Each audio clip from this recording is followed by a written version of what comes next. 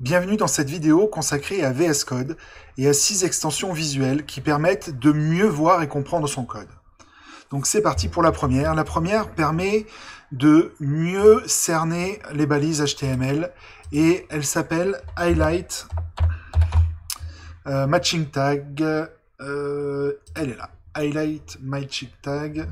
Donc moi, il suffit de l'installer. Moi, je l'avais juste désactivé. Je vais l'activer. Et maintenant, quand je vais sur un fichier HTML, si je vais sur une balise, je vois la balise correspondante qui se colorie. Et donc ça permet de voir plus facilement où se situe notre code et nos balises. Donc ça, c'était la première extension. La deuxième, c'est un petit peu la même chose, mais c'est pas pour les tags, c'est plutôt pour les parenthèses et les accolades. Et celle-là, elle s'appelle Bracket Pair Colorizer 2. C'est la deuxième. Donc on va l'activer, et une fois activée, donc elle va nous permettre d'avoir des couleurs. Vous voyez, il y a des couleurs qui apparaissent sur les accolades et les parenthèses, et le trait aussi, qui permet de voir l'accolade correspondante, se colorie aussi. Donc là, il se colorie en rose pour ici. Sur ce if, si je me mets à l'intérieur, j'ai du jaune. Et donc ça me permet de voir aussi rapidement où se situe mon code. Donc là, j'ai un try catch, et hop, je vois exactement où est mon catch. Et pour mes if, pareil. Donc ça permet de voir très rapidement où est-ce qu'on se situe dans le code. Maintenant, la troisième va nous permettre de voir l'indentation beaucoup plus facilement. Donc c'est Rainbow, Indent Rainbow. Je vais l'activer et elle va nous permettre d'avoir des couleurs sur l'indentation.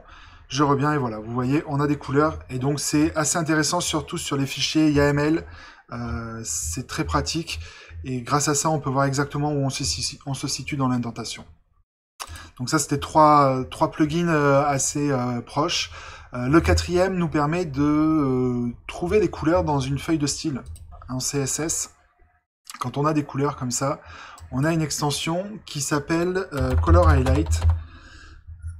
Alors, elle est là, je vais l'activer. Donc, dans ma feuille de style, maintenant, j'ai le code couleur qui est entouré de la couleur correspondante. Donc, partout dans mon code, je peux voir plus facilement les couleurs. Et on peut aussi, grâce aux paramètres, donc si vous allez dans les paramètres de l'extension, donc c'est Color Highlight, vous avez la possibilité aussi de voir les couleurs sur la barre de défilement à droite. Donc quand on l'active, on revient ici, et là on voit des points de couleur ici, qui nous permettent de voir très rapidement dans notre code où se situent les couleurs. Donc c'est une extension aussi que j'utilise énormément. L'avant-dernière est une extension qui permet de colorer tout le contour de la fenêtre. C'est bien pratique quand on a plusieurs fenêtres. Donc imaginons qu'on ait deux fenêtres comme ça, vous voyez, le tour est gris, c'est un peu difficile des fois de s'y retrouver.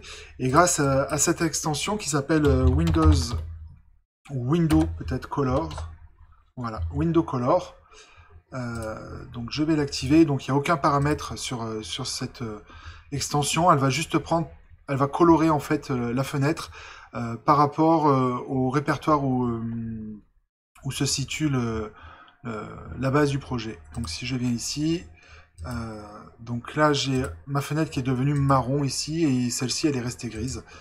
Alors je sais pas si peut-être qu'il faut que je la relance, on va voir.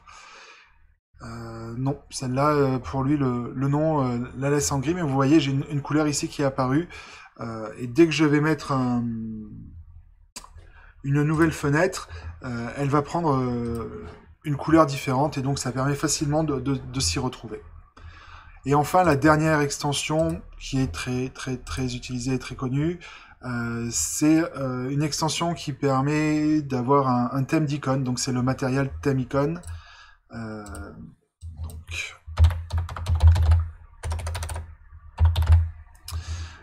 Material Icon Theme, alors on va l'activer. Et donc quand vous avez des fichiers comme ceci, est-ce que j'ai un projet avec un petit peu plus de choses. Non, j'ai pas grand chose. Donc on va le faire sur ceci.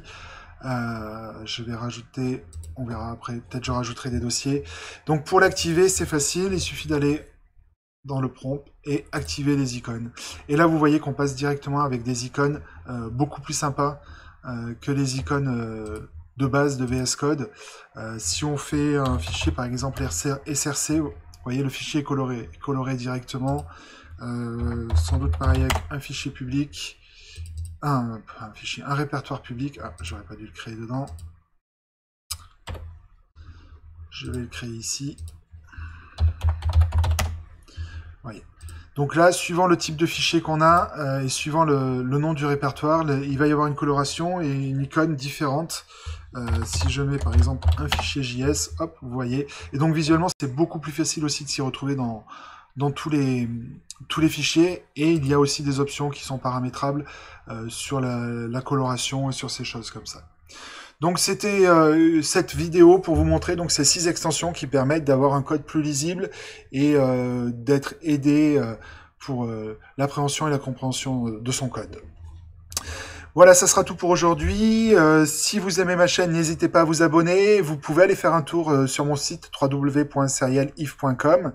Vous pouvez me laisser un petit pouce et même un commentaire sur la vidéo. Je vous remercie et à bientôt.